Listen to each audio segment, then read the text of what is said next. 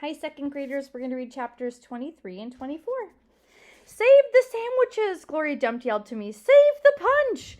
I got my dog pictures, screamed Sweetie Pie. She went running around, tearing them off of trees and the chairs. Don't worry, she kept shouting. I got 'em! I grabbed the platter of egg salad sandwiches, and the preacher grabbed the punch, and we ran into the kitchen with him. And when I ran back outside, I saw that Amanda had hold of Miss Franny Block and was helping her into the house. Miss Franny was so teetery in her high heels that the rain would have knocked her right over if Amanda hadn't held on to her. I grabbed Gloria Dump's arm. I'm all right, she said, but she put her hand on my arm and held on to me tight. I looked around the garden before we left. All the crepe paper was melted and the candles were out, and then I saw Otis. He was standing there by his jar of pickles, looking down at his feet. Otis! I hollered at him over the rain. Come on, we're going inside. When we got in the kitchen, Amanda and Miss Franny were laughing and shaking themselves like dogs. What a downpour, said Miss Franny. Wasn't that something? That came right out of nowhere, said the preacher. Whoo-wee, said Gloria. Dog, squawked Gertrude. I looked at her. She was sitting on the kitchen table. The thunder was really booming and cracking. Oh, no, I said. I looked around the kitchen. Don't worry, said Sweetie Pie. I saved them dog pictures. We got 'em right here. She waved around her wad of magazine pages. Where's Winn-Dixie? I shouted. I forgot about him. I was just thinking about the party, and I forgot about Winn-Dixie. I forgot about protecting him from the thunder. Now, Opal, the preacher said, he's probably right out in the yard, hiding underneath a chair. Come on, you and I will go look. Hold on, said Gloria Dumpt. Let me get you a flashlight and some umbrellas. But I didn't want to wait. I went running out into the yard, and I looked under all the chairs and around the bushes and trees. I called his name real loud. I felt like crying. It was my fault. I was supposed to hold on to him, and I forgot. Opal, I heard the preacher call. I looked up. He was standing on the porch with Gloria, and Dunlap and Stevie Dewberry were standing there too. Your guests are here, the preacher said. I don't care, I hollered. Come on up here, Gloria Dumpt said, her voice all hard and serious. She shone her flashlight out at me. I walked up to the porch, and she handed me the flashlight. Tell these boys hey, she said. Tell them that you are glad they came and that you will be right back just as soon as you find your dog. Hey, I said. Thank you for coming. I just gotta find Winn-Dixie, and then I'll be right back. Stevie stared at me with his mouth wide open. You want me to help? Dunlap asked. I shook my head. I tried not to cry. Come here, child, Gloria Dumpt said. She reached for me and pulled me close to her and whispered in my ear. There ain't no way you can hold on to something that wants to go, you understand? You can only love what you got while you got it. She squeezed me hard. Good luck now, she called, as me and the preacher stepped off the porch and out into the rain. Good luck, Miss Franny called up from the kitchen. That dog ain't lost, I heard Sweetie Pie holler to somebody inside. That dog's too smart to get lost. I looked around and looked back, and the last thing I saw was the porch light shining on Dunlap Dewberry's bald head. It made me sad, him standing on Gloria's porch, his bald head glowing. Dunlap saw me looking, and he raised up his hand and waved to me. I didn't wave back. Chapter 24. Me and Preacher started walking and calling Winn-Dixie's name. I was glad it was raining so hard because it made it easy to cry. I cried and cried and cried, and the whole time I was calling for Winn-Dixie. Winn-Dixie! I screamed, Winn-Dixie! The preacher shouted, and then he whistled long and loud, but Winn-Dixie didn't show up. We walked all through downtown. We walked past the Dewberry's house and the Herman W. Block Memorial Library and Sweetie Pie's yellow house and Gertrude's pets. We walked out to the Friendly Corners trailer park and looked underneath our trailer. We walked all the way out to the Open Arms Baptist Church of Naomi. We walked past the railroad tracks and right on down to Highway 50. Cars were rushing past us and their taillights glowed red, like mean eyes staring at us. Daddy, I said. Daddy, what if he got run over?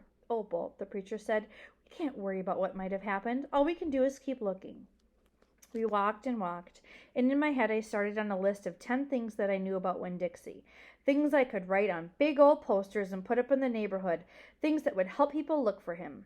Number 1 was that he had a pathological feel of thunderstorms. Number 2 was that he liked to smile, using all of his teeth. Number 3 was that he could run fast. Number 4 was that he snored. Number 5 was that he could catch mice without squishing them to death. Number 6 was he liked to eat meat people. Number 7 was he liked to eat peanut butter. Number 8 was he couldn't stand to be left alone. Number 9 was he liked to sit on couches and sleep in beds. Number 10 was he didn't mind going to church. I kept on going over and over the list in my head. I memorized it the same way I had memorized the list of 10 things about my mama. I memorized it so if I didn't find him, I would have some part of him to hold on to. But at the same time, I thought of something that I'd never thought of before. And that was a list of things that couldn't even begin to show somebody the real Winn-Dixie. Just like a list of 10 things that could never get me to know my mama. And thinking about that made me even cry more. Me and the preacher looked for a long time, and finally he said we had to quit. But Daddy, I said, Winn-Dixie's out there somewhere. We can't leave him. Opal, the preacher said, we have looked and looked, and there's only so much looking we can do. I can't believe you're going to give up, I told him. India, Opal, the preacher said, rubbing his nose, don't you argue with me. I stood and stared at him. The rain let up some, and it was mostly drizzle now. It's time to head back, the preacher said. No, I told him. You go ahead and go, but I'm going to keep on looking. Opal, the preacher said in a real soft voice, it's time for you to give up. You always give up, I shouted. You're always pulling your head inside your stupid old turtle shell. I bet you didn't even go out looking for my mama when she left. I bet you just let her run off too. Baby, the preacher said, I couldn't stop her. I tried. Don't you think I wanted her to stay too? Don't you think I miss her every day? He spread his arms out wide and then dropped them to his sides. I tried, he said. I tried. Then he did something I couldn't believe. He started to cry. The preacher was crying. His shoulders were moving up and down, and he was making snuffly noises. And I don't believe that Winn-Dixie didn't upset me as much as it does you, he said. I love that dog. I love him, too. Daddy, I said. I went and wrapped my arms around his waist. He was crying so hard he was shaking. It's all right, I told him. It's okay. Shh. I said to him like he was a scared little kid. Everything will be okay. We stood there hugging and rocking back and forth, and after a while the preacher stopped shaking, and I still held on to him. And I finally got the nerve to ask the question I wanted to ask. Do you ever think she's going to come back?